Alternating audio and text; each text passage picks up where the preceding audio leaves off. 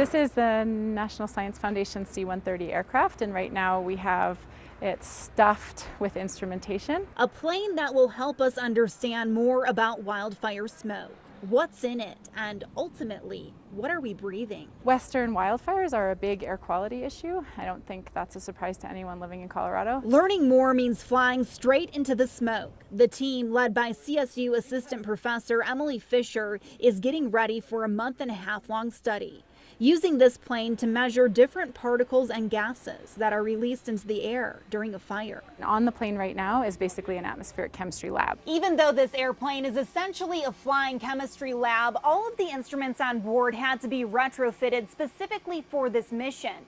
Because they're on an airplane, they have to be able to withstand heat, vibration, and changes in pressure. For that reason, the study is 2 years in the making. It's very different to run something in a lab than to run it on an airplane. Everything is up and running. They conducted a test flight today.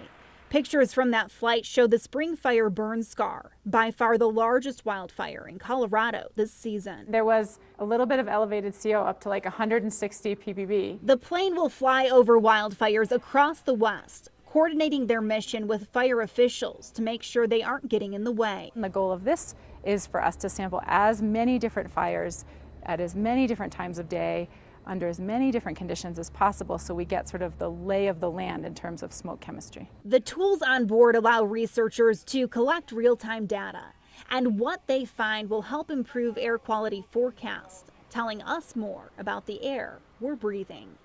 Liz Gilardi, Denver 7.